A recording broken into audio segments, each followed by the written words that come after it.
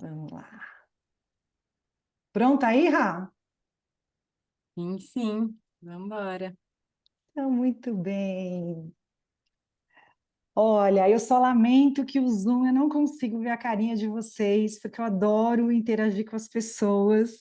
Então, acho que esse é o momento que me dá mais frio na barriga, assim, sabe? Poder falar e não ter como trocar assim, olho no olho. Mas já já a gente para de compartilhar a tela, a gente vai ter alguns momentos aí de interação e eu vou poder ver vocês. Então, bem-vindas, bem-vindos à Masterclass.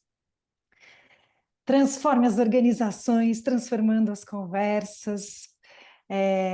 Eu acho que esse é o lugar que eu mais gosto de estar e eu posso afirmar o mesmo por você, né, Rá?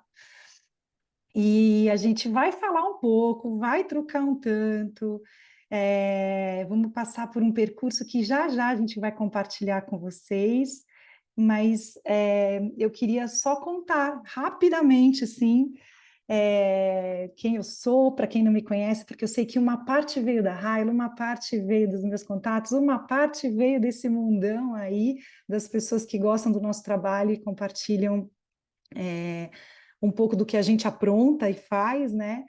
Então, eu sou a Cris Quiófalo, eu sou sócia da Pacto. A Pacto, para quem não sabe, é uma organização que, em uma frase ou duas, eu resumiria que é uma organização dedicada ao desenvolvimento institucional, dedicada que as pessoas estejam melhor, que as suas estratégias possam contribuir para impactar as organizações. Então, a gente trabalha desenvolvendo as organizações de forma bem resumida. Então, quem não conhece, depois entra lá no site e vai ficar sabendo um pouquinho mais da nossa história. E eu sou também mediadora de conflito, especialista de comunicação não violenta. Na verdade, eu dedico minha vida para aqueles lugares da onde todo mundo foge. Aonde está aquela confusão, eu tenho certeza que boa parte vai na direção esquerda, eu vou para lá, eu vou para aquele lugar. Então, eu encontro nesse lugar onde eu posso expressar a minha vida da melhor maneira possível, ou onde eu sinto que eu contribuo. E eu só vou para esses lugares porque eu também levo companhias, porque são lugares que às vezes são muito desafiadores. E uma dessas companhias maravilhosas é a Raila.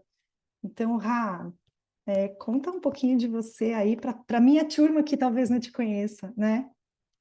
Sim. Cris, você pode só parar de compartilhar, por favor? Que eu tô doida Sim. para ver as carinhas. E, aliás, gente, o nosso pedido clássico de cada trabalho que a gente começa é quem puder abrir a câmera, a gente adora ver as faces, pelo menos, né? As sobrancelhas que levantam quando a gente fala algo, afinal, duas apaixonadas por comunicação têm vontade de ver essa interação, essa comunicação que acontece assim, né? Aí a gente percebe, fala, opa, acho que essa frase que eu falei agora não ficou compreensível ali. Então, ajuda muito. Obrigada. Bom, então, sou a Raila. Aliás, tem muita gente que fica em dúvida de como que fala esse nome, é Raila. Eu sou psicóloga, trabalhei muitos anos com RH, e aí, lá nos idos de 2015, quando estava achando que estava tudo certo com a minha carreira de gerente de RH, já querendo virar uma diretora, entrei numa crise e comecei a investigar o que eu poderia fazer, e na época eu estava apaixonada por comunicação não violenta. Então, fui trabalhar um pouquinho achando que seria provisório até passar minha crise e eu voltar para o RH, mas não passou. Desde 2015, nunca mais voltei para o dia a dia do RH e acabei descobrindo que podia ser uma profissão trabalhar com comunicação não violenta, diálogo, mediação de conflitos. Então, assim como a Cris, a gente vai para aqueles lugares onde tem conflito mesmo, para ver a beleza do que está ali, o que que as pessoas estão tentando comunicar, desse jeito às vezes torto, mas que se a gente souber ouvir, traduzir, tem muita conversa rica ali. Então, esse é um pouquinho de mim. Devolva a bola aí, Cris. Muito bem. E aí, assim, eu queria contar um pouquinho só do percurso para vocês, para quem até precisa de saber o que eu estou fazendo aqui mesmo, né? Então, a ideia é que a gente passe por esses 4 pontos em 40 minutos, mas que a gente olhe, pô, mas por que mesmo, né, conversar importa, né? Qual que é a relevância desse exercício nos dias de hoje, na nossa vida? O que impacta quando eu me dedico, né, para as conversas, nas relações, e principalmente quando eu não tenho recurso, o que acontece? Também a gente vai falar um pouquinho do segredo, das pessoas que convivem e trabalham bem juntas, quais são os ingredientes que tem aí nesse grupo, e um pouco das dicas que podem nos ajudar a conduzir melhores conversas.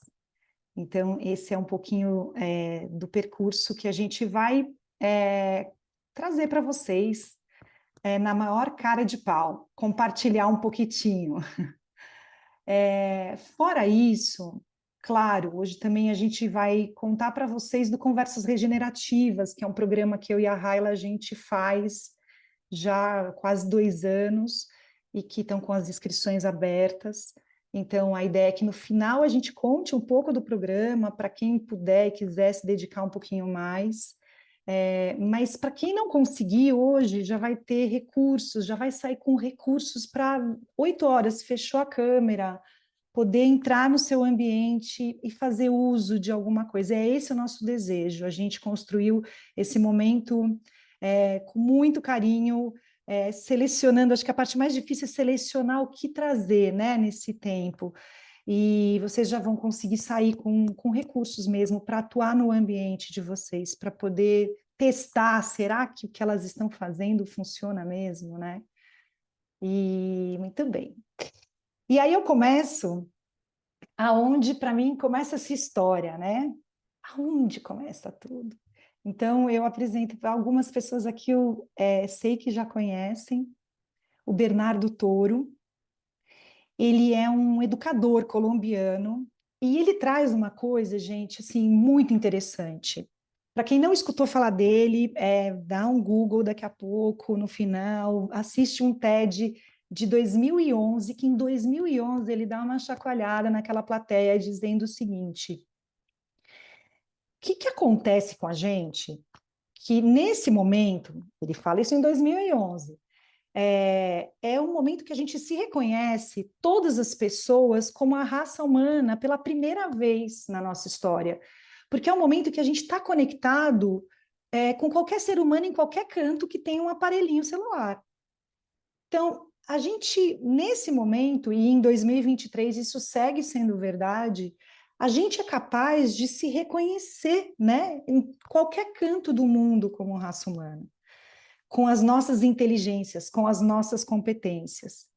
E, ao mesmo tempo, a gente tem, no outro lado, a gente está vivendo um grande desafio que é a mudança climática, que é a ameaça da nossa extinção. Então, ele fala, nesse momento atual, a gente está diante de um grande paradoxo. Se, por um lado, nós estamos conectados com pessoas inteligentíssimas em qualquer canto do mundo, com competências diferentes, com desafios diferentes, por que a gente vive uma ameaça de extinção e não consegue dar conta disso juntos e juntas? E aí ele pega e fala, porque o que nos atravessa, e aí ele usa o que nos atravessa como o paradoxo, né? O paradoxo como aquela lente que está dentro do nosso cérebro, não é essa que está aqui na minha cara. Ela é uma lente comum a todos nós que opera num paradigma chamado paradigma do êxito. E esse paradigma do êxito, o que acontece no paradigma do êxito? Eu olho para o lado e eu sei que eu preciso ser boa e eu preciso ser melhor do que ele. E eu preciso fazer uma boa faculdade para poder pegar aquele trabalho, porque eu consigo chegar lá. Se eu passar por todo esse percurso. Eu preciso tirar notas boas, porque se eu tirar notas boas, eu vou ter uma caminhada diferente.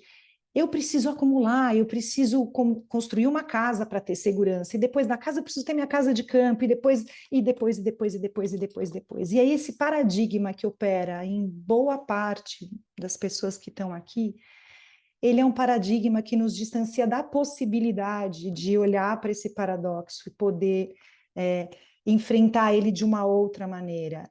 E ele fala, gente, nós temos só uma saída. Se a gente começar a operar em cima de um novo paradigma. Se a gente evoluir esse paradigma chamado paradigma do êxito, e ele vai contar de uma forma muito mais bonita do que eu estou falando para vocês, eu estou trazendo de uma maneira mais resumida, se a gente operar com o paradigma do cuidado, se a gente trocar essa lente que está aqui dentro e colocar uma nova lente, em mim, na Raila, na Maria Clara, na Márcia, nas pessoas que estão à nossa volta. E ele fala, tem 3 grandes lições no paradigma do cuidado.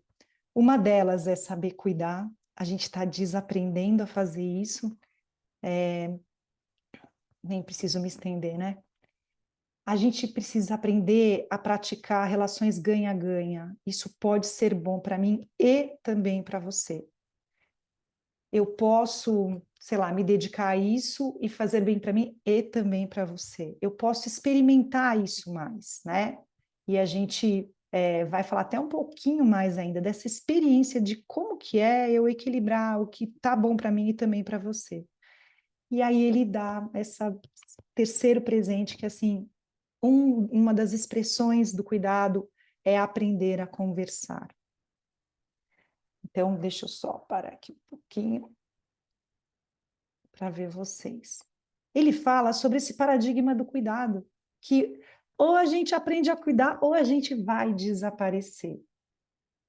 Então, a gente traz a conversa aqui para vocês como um ato radical de cuidado, como um lugar que é muito importante que a gente dê atenção já, imediatamente, para que a gente possa cuidar das relações, para que a gente possa cuidar dos lugares, para que a gente possa cuidar da maneira que a gente vem pisando no mundo. Então, essa para mim, é da onde tudo isso começa, né? Tá aqui, tá a lente aqui dentro da minha cabeça. E aí eu queria que vocês recuperassem um pouco como que foram as últimas conversas aí nas últimas semanas. Nessa segunda, ou no feriado, ou, sei lá, semana passada, recentemente, como vêm sendo as conversas que vocês vêm experimentando? Essas conversas são lugares que vocês conseguem estar por inteiros e por inteiras, assim, que você, na presença da outra pessoa, você consegue se mostrar, você consegue, inclusive, falar, meu Deus, eu estou apavorada, eu acho que eu não vou dar conta de fazer isso. Ou que você consegue, inclusive, falar: olha, eu pisei feio na bola e eu estou morrendo de vergonha, ou eu não sei como lidar bem com isso. As conversas, os ambientes que vocês frequentam, eles proporcionam que vocês se mostrem, que vocês também consigam ver as outras pessoas. Ver nas suas imperfeições, ver nas suas belezas, ver nas suas luzes. Vocês conseguem? Como que são esses ambientes ultimamente? Ou são ambientes que, por acaso, vocês experimentam assim, será que dá para falar isso aqui? Será que essa pessoa vai conseguir entender o que eu estou trazendo? Ah, nossa, acho que nem vale a pena. Ah, não, não, não. Eu acho que aqui eu já falei 10 vezes, ela não está me escutando. Ou talvez ambientes que você fale assim, chega, me escuta. Será que você não tem nada na cabeça? E que aí você solta tudo que você pode mais um pouco? Como serão os ambientes que vocês estão transitando nas qualidades conversacionais?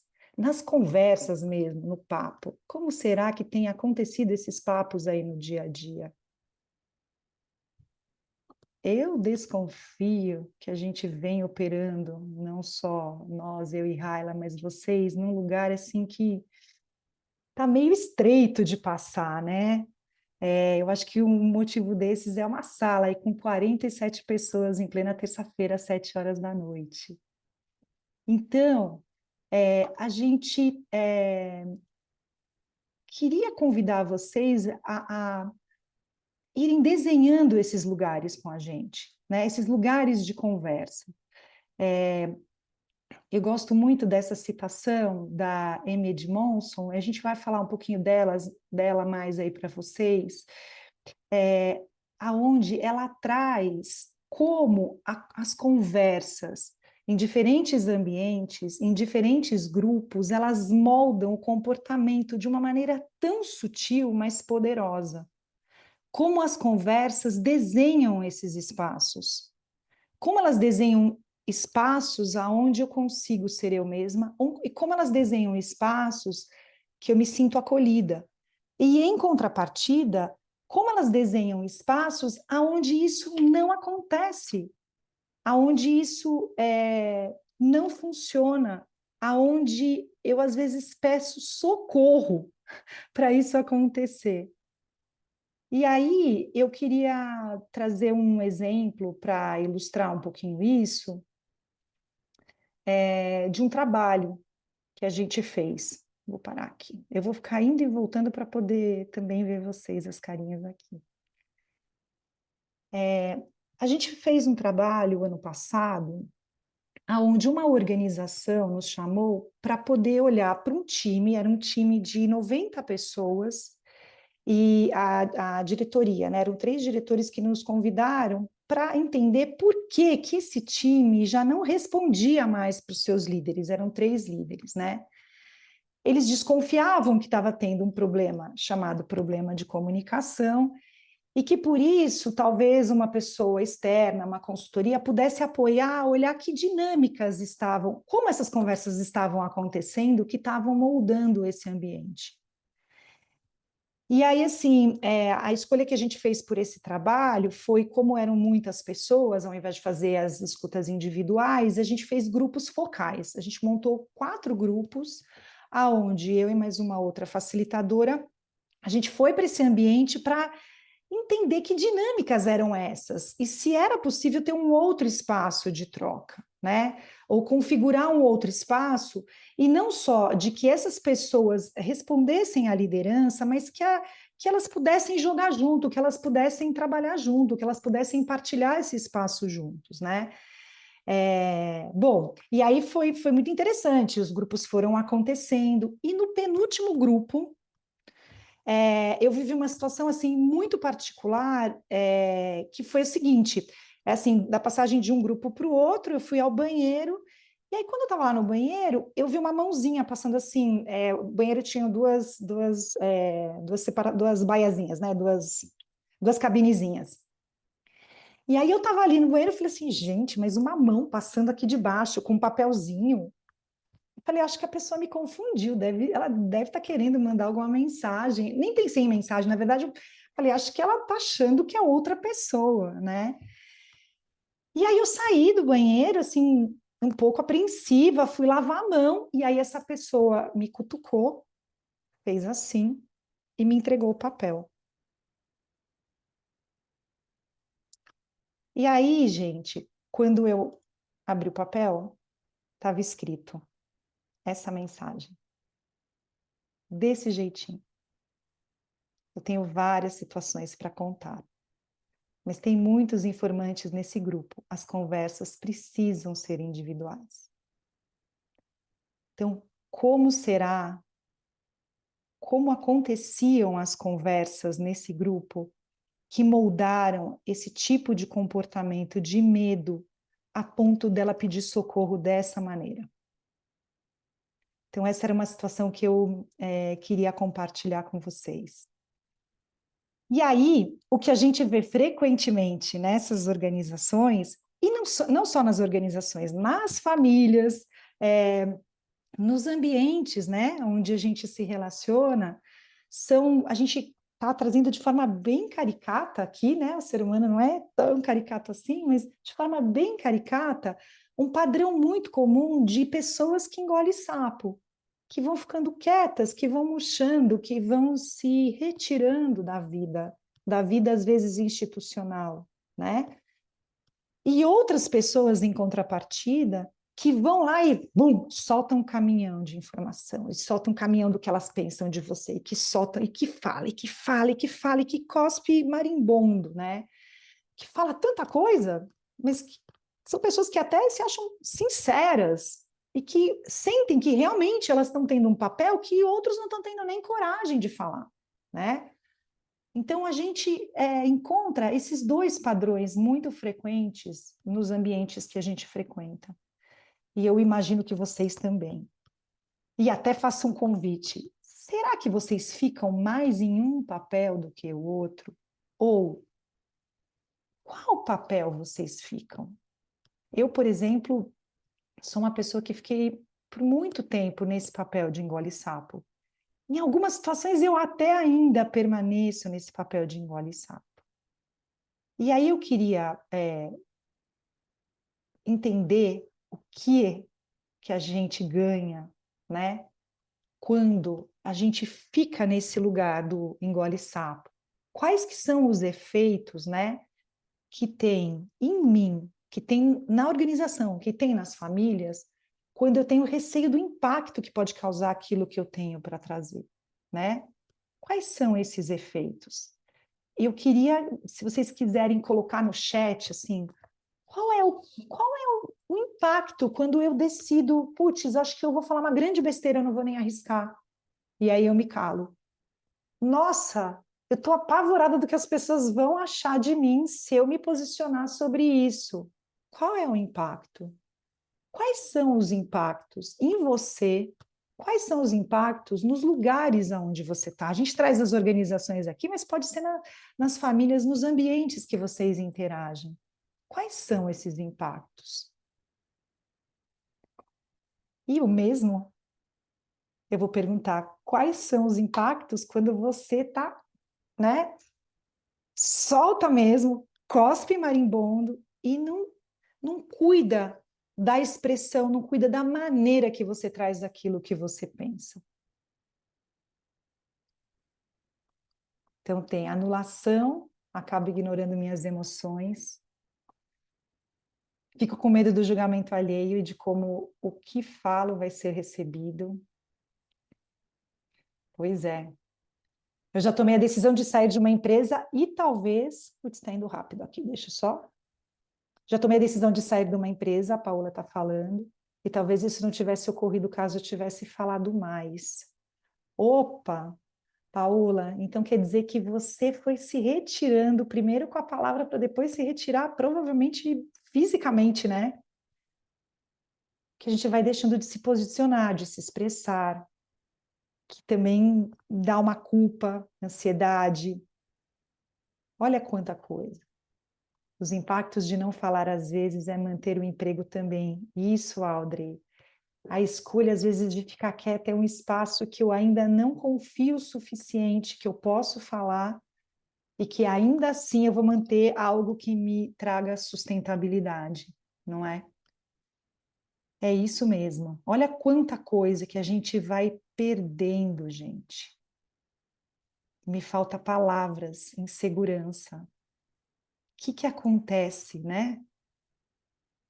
E cuspir marimbondo, machucar muitos demais e as relações. É tudo isso. E aí, para além do que vocês estão compartilhando aqui, a Raila sempre fala, não esquece de falar isso, Cris. Acessa no corpo de vocês qual é a sensação. Qual é a sensação no corpo quando eu deixo de falar, quando eu deixo de me trazer, quando eu falo, eu vou ser inadequada, ou quando eu falo de um jeito sem pensar, quando eu solto de tal maneira que quando eu vou dar conta, o estrago já foi feito, né?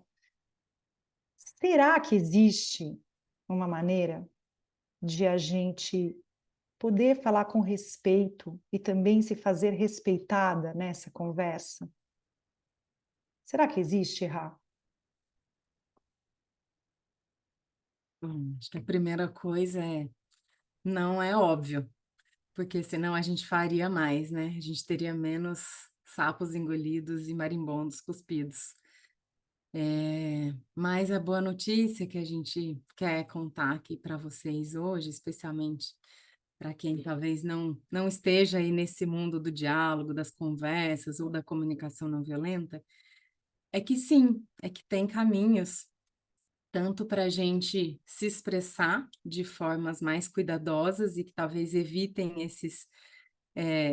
essas trombadas aí do cuspe marimbondo, e também existe formas da gente escutar e receber o que vem do outro de maneiras mais palatáveis e mais harmônicas. Então, tem jeito, né? A gente não precisa ficar com essa escolha horrível de ou engolir sapo ou cuspir marimbondo. Tem ali uma via do meio em que dá para falar, trazer a minha verdade, mas ao mesmo tempo fazer isso de uma forma cuidadosa com o outro.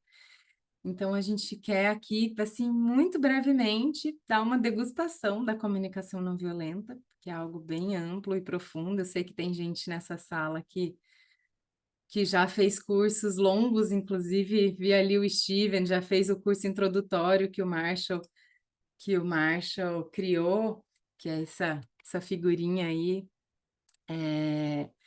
que é um curso de 9 dias, né? O curso básico, vamos dizer assim, que o Marshall criou, tem 9 dias. Então, imaginem que em 15, 20 minutos aqui é realmente só uma degustação, mas a gente queria contar para vocês que o Marshall, depois de muita pesquisa, pesquisa na própria vida, nas relações com os filhos, no trabalho, ele foi um dos grandes mediadores do mundo.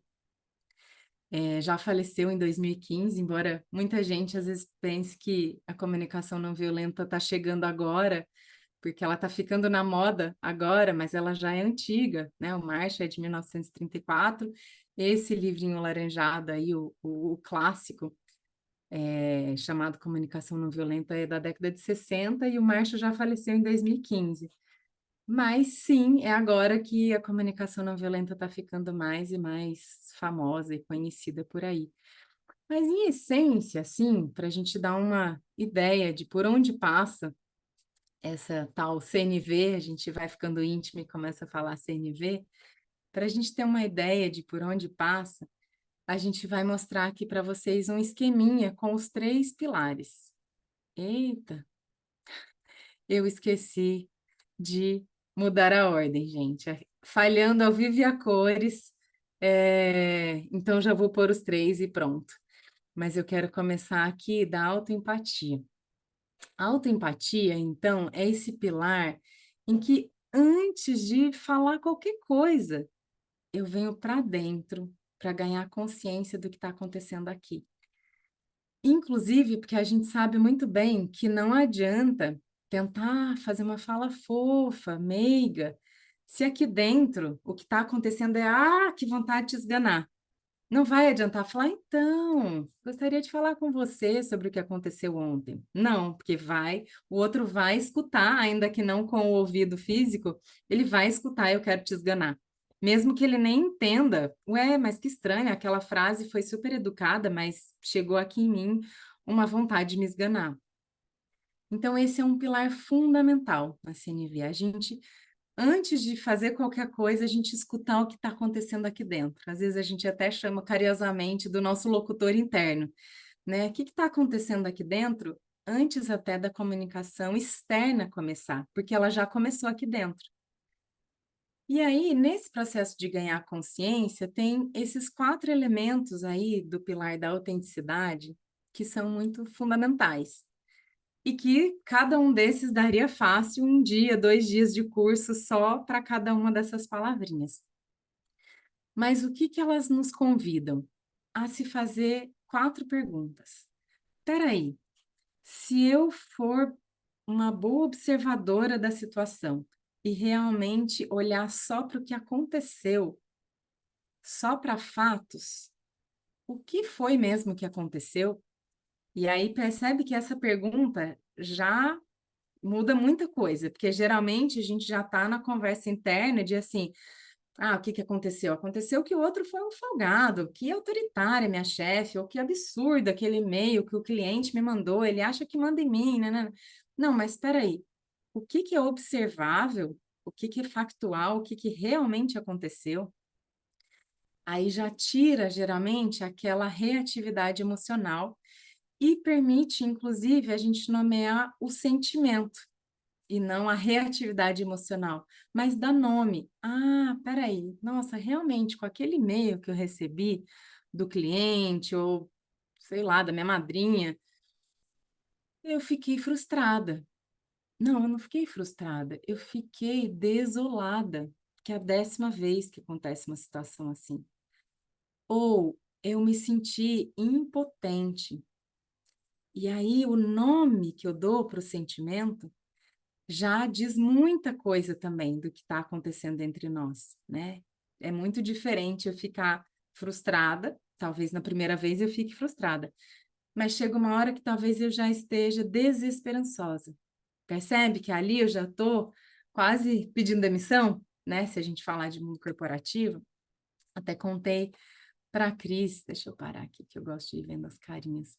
Até contei para a Cris hoje uma situação muito interessante, recente num cliente, que a gente estava fazendo alguns workshops de comunicação não violenta com a alta liderança, e aí a gente usa uma ferramenta para facilitar a nomeação de sentimentos, porque muitas vezes a gente não tem muito vocabulário, a gente leva umas cartinhas, então tinha lá várias cartinhas de sentimentos, e eu pedi para as pessoas, peguem a cartinha que nesse momento te representa, como você está se sentindo no trabalho.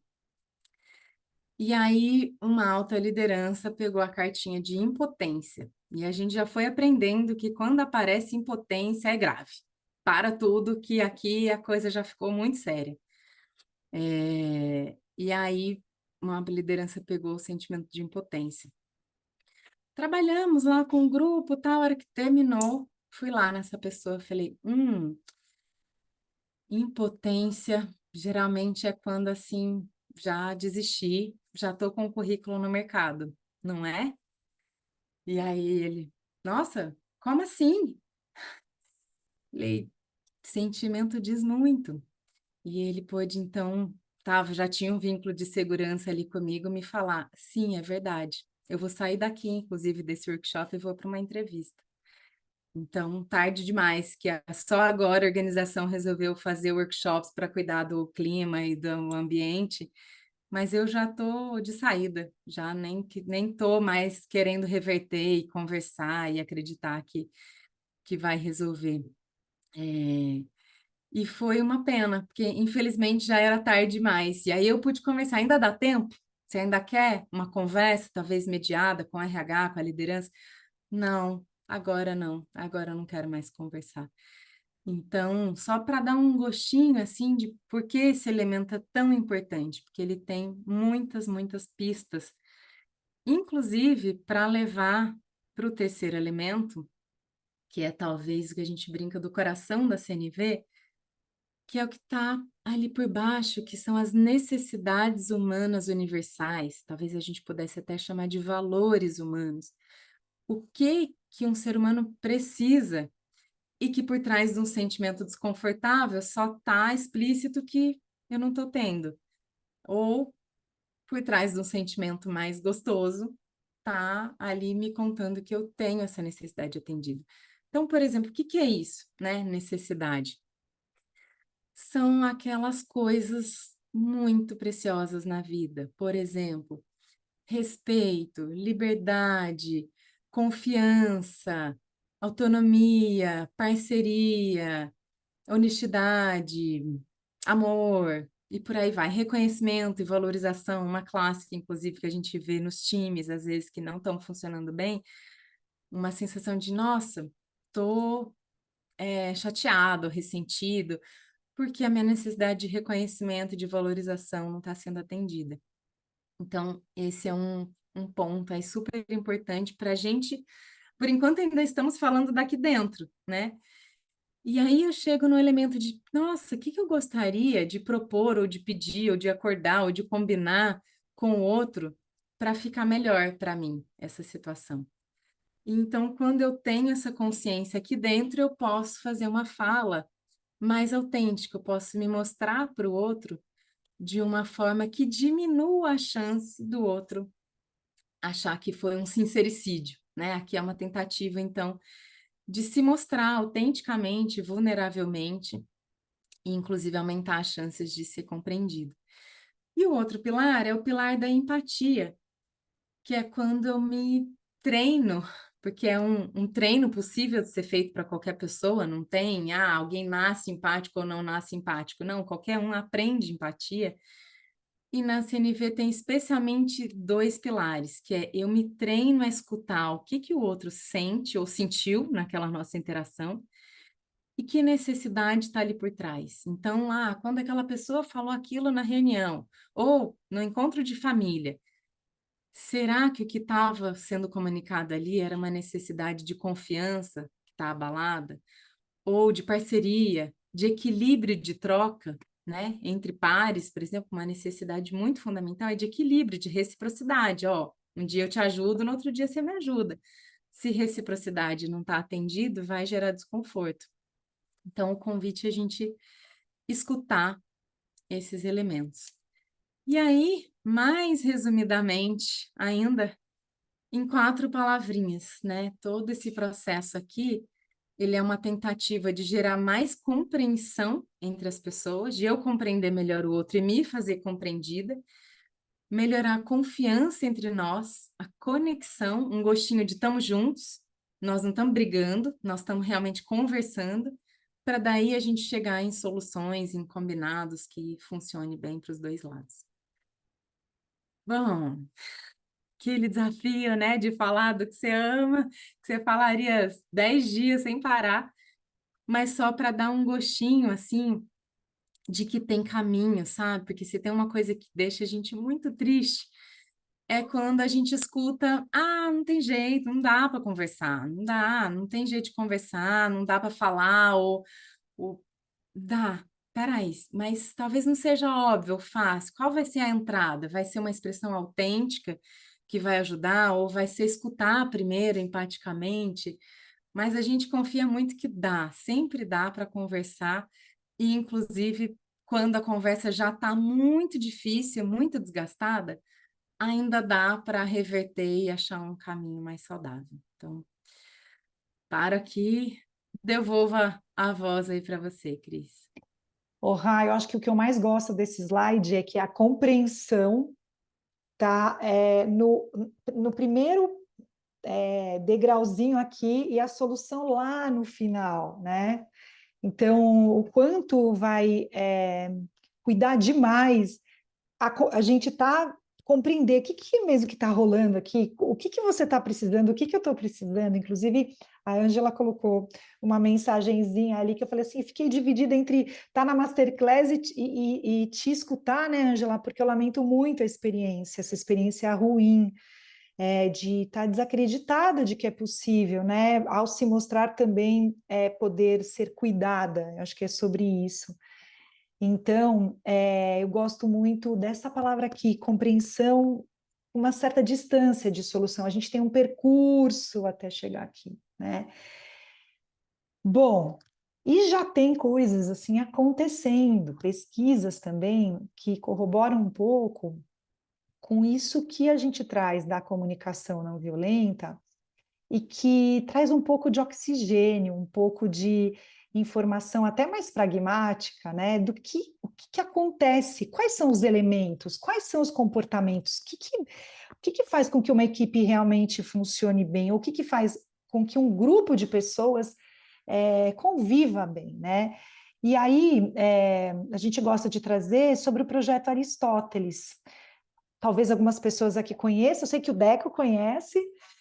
O projeto Aristóteles é um projeto que foi encomendado pelo Google, se não me engano, foi em 2011, foi uma pesquisa que durou muito tempo. E aí, o que essa pesquisa, na verdade, tinha como objetivo? Tinha como objetivo olhar, por que essa equipe funciona e essa não? Basicamente era isso, né? E aí, essas pesquisadoras e pesquisadores, uma pesquisa que foi conduzida pela Amy Edmondson, que hoje, né, o nome dela está um pouco mais conhecido, depois a gente também compartilha um pouco dessa literatura toda com vocês, ela, ela vai observando padrões, vai vendo que padrões são esses. Vamos ver, será que esse time funcionou bem? Será que, nossa, são engenheiros. Aí ela pegava e reproduzia a mesma coisa com o time dela. Vamos então colocar mais engenheiros juntos e ver se os times funcionam bem? Ah, não é. Esse grupo de engenheiros não. Ah, então vamos dar uma olhada se a gente colocar uma paridade de gênero, se o time funciona bem, se os grupos funcionam bem, né? E funcionar bem, se as pessoas conseguem se sentir à vontade nesse lugar para expressar sua potência, para pedir ajuda, para falar, putz, deu ruim aqui, me desculpa, grupo. E aí ela pega e chega com o seu time nessa pesquisa de que um elemento que era fundamental é que essas equipes, elas falavam na mesma, os integrantes da equipe falavam na mesma proporção ao longo da semana. Então, o turno de fala e escuta, ele era equilibrado, independente da hierarquia presente ali no grupo. Então, esse é um primeiro elemento que a gente também, acho que um dos elementos, não é um primeiro, porque a gente já foi trazendo alguns, mas que a gente chama atenção. Observe os ambientes onde vocês estão. Como são esses turnos entre falar e escutar? Né? É equilibrado? Ah, nessa reunião você falou mais, na outra você segue falando mais, e na outra você segue falando mais, ou você também escuta? Tem uma, é proporcional, né? É harmônico.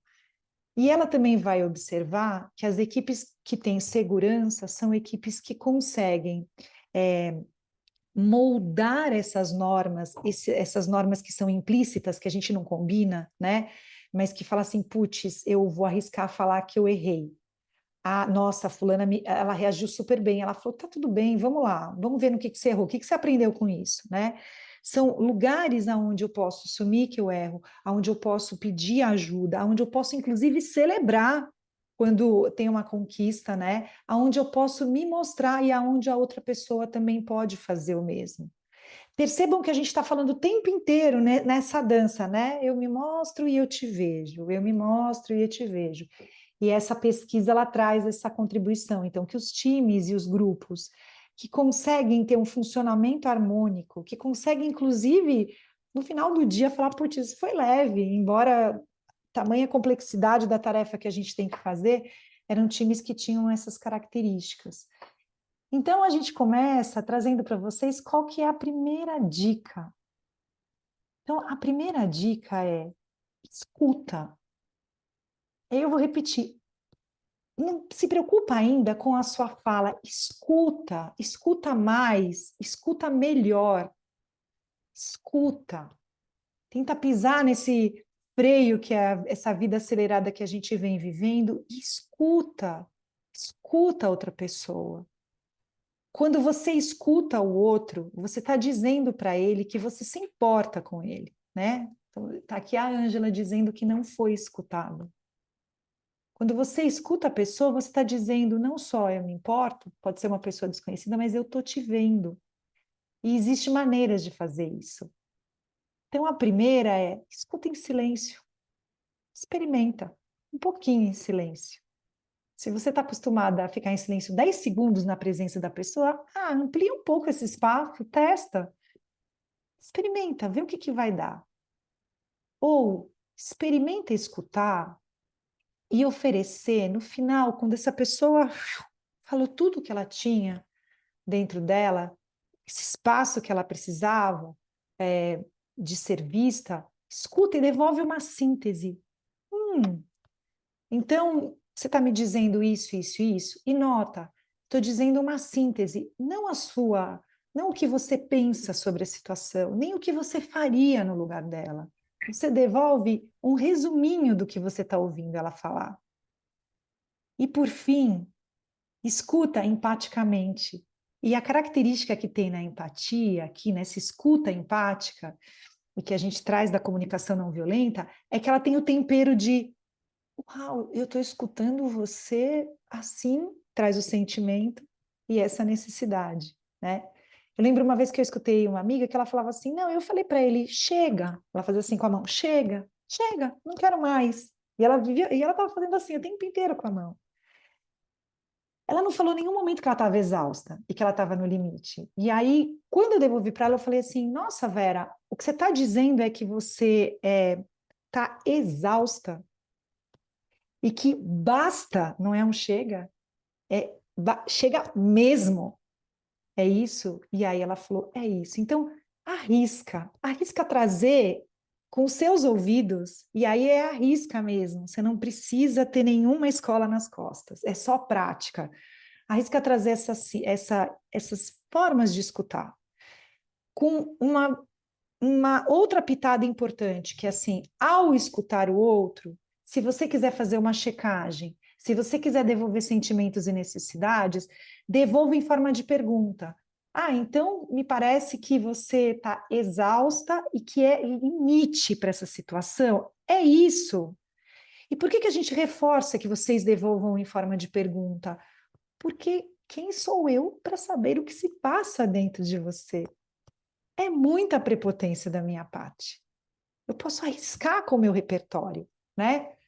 Eu, no começo, quando eu fui me tornando mãe, eu já tinha todas as verdades sobre tudo o que se passava com os meus filhos. Mal sabia eu que tinha ainda um longo caminho aí de aprendizado, né?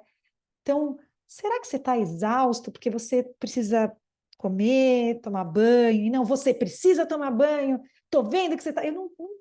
Quem sou eu para afirmar o que está se passando dentro do outro? Então, devolvo em forma de pergunta. Ah, mas eu não estou para escutar, não. Não estou, porque eu já escutei tanto, eu já estou tão de saco cheio que eu quero é mais ser, eu quero é falar mesmo. Eu não quero escutar ninguém, Cris. Não vem com essa história de escutar. Talvez teu copo esteja cheio. Então, a nossa segunda dica aqui é: conte como você gostaria de ser escutado ou escutada. Nota que aqui o convite é para que você também ajude o outro e a outra pessoa a cuidar de você. Será que você topa me escutar até o final sem me interromper, para que eu possa ter coragem de te contar o que está acontecendo comigo? É uma maneira de você falar, fica quieta aí até o final, por favor. Será que você pode me escutar e depois me contar o que entendeu do que eu te falei? É uma maneira de você pedir a síntese. Por fim, se você quiser uma opinião, peça opinião, né? Será que você topa me escutar e depois me dizer sua opinião, ou me dizer o que você faria no meu lugar? Então, essa é a nossa segunda dica. Conte como você quer ser cuidado, cuidada, escutado. A Elisama Santos, que é uma referência para nós também da comunicação não violenta, porque é uma brasileira porreta, baiana, maravilhosa, que a gente super recomenda que vocês leiam os livros dela. Ela fala: a coragem é abraçar a convicção de que a gente precisa conversar. Vamos, bora conversar? E aí, por fim, estou vendo aqui o horário, Raila, e correndo. Gente, se dedica para aprimorar a comunicação, a qualidade das conversas, para que vocês possam viver inteiros e inteiras. As conversas que não acontecem, elas vão nos retirando da vida aos poucos, elas vão nos adoecendo, elas vão criando marcas, às vezes, que não precisam, mas a gente precisa se dedicar. Não é dado, a gente não aprendeu na escola. As escolas atuais, a Hala tem a sorte de ter as filhas numa escola que já trabalha esses ouvidos, né? E já trabalha essa expressão.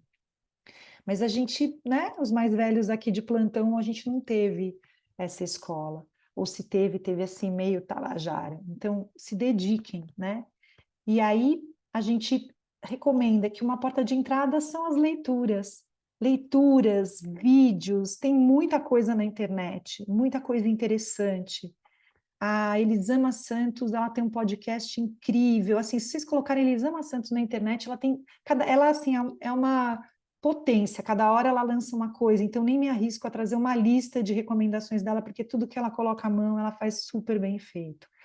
A gente tem a Brené Brown, que para além dos livros, dos podcasts, ela tem também programas. Eu acho que tem na HBO o Atlas do Coração, que é incrível e que vai falar sobre cada sentimento. E a Amy Edmondson, que ela vai falar: opa, vamos criar espaços sem medo, afinal, quando a gente está com medo, quando a gente deixa de estar aqui juntos de uma maneira que a gente aprenda mesmo o que vai ser de nós. E, por fim, a gente traz o Conversas Regenerativas, que é esse lugar onde é o nosso parquinho de diversões, eu diria, eu e a Raila, porque é o lugar onde a gente ama estar juntas e também estar com um grupo aprimorando as conversas.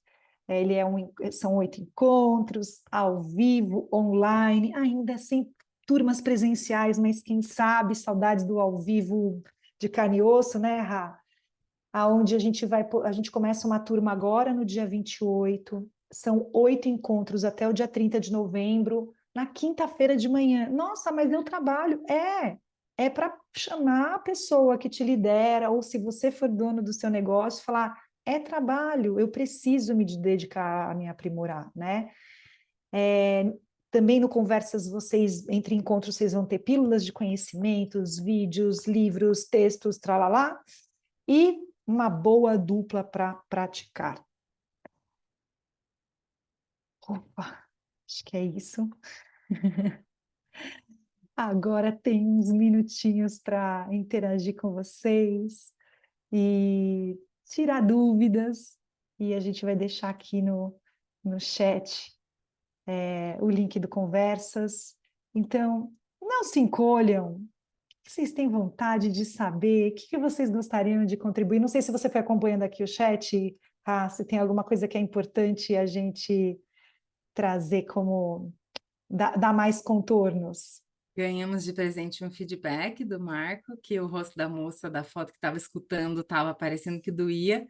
E eu refleti que não foi proposital, mas depois a gente pode pensar sobre isso, porque sim, às vezes escutar dói, nem sempre é fácil escutar, por isso que às vezes a gente nem escuta, mas deixa as conversas lá. Então, obrigada, Marco. Não foi proposital, mas acho que a gente pode depois conversar sobre isso. E o Deco, que comentou que uma coisa que o impactava na introdução com Dominic Barter, que é um dos nossos queridos inspiradores também da CNV, é que ele dizia que a não violência só existe no conflito, que é justamente o lugar que a gente quer evitar.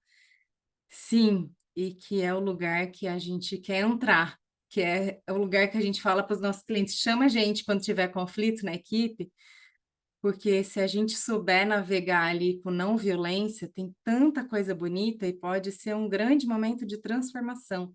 A gente já viu isso acontecer algumas vezes, já tinha uma equipe que estava muito em conflito e a gente começa um trabalho de conversas reparadoras e cuidadoras e de repente a equipe vai para um outro patamar de confiança, de conexão, de produtividade, de criatividade, de inovação.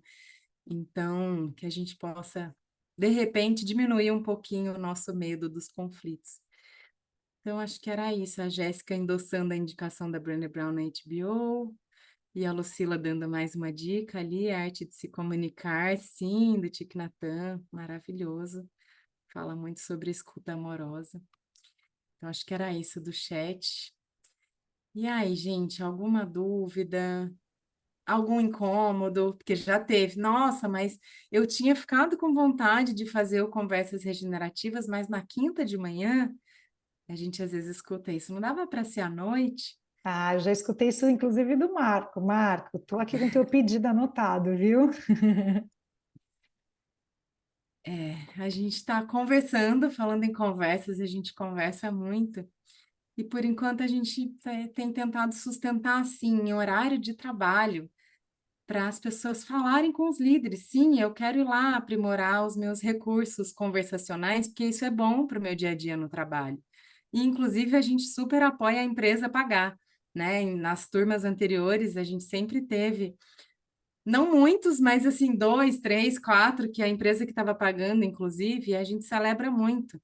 Não só dar o horário, mas inclusive dar o investimento também, porque é isso, a gente acho que já deu para perceber que a gente acredita muito que a qualidade das conversas tem tudo a ver com a qualidade do trabalho, com a qualidade das relações, com a qualidade da criação que a gente vai fazer juntos, em última instância, com a qualidade da saúde mental, emocional, física. Então, para a gente faz sentido ser em horário de trabalho.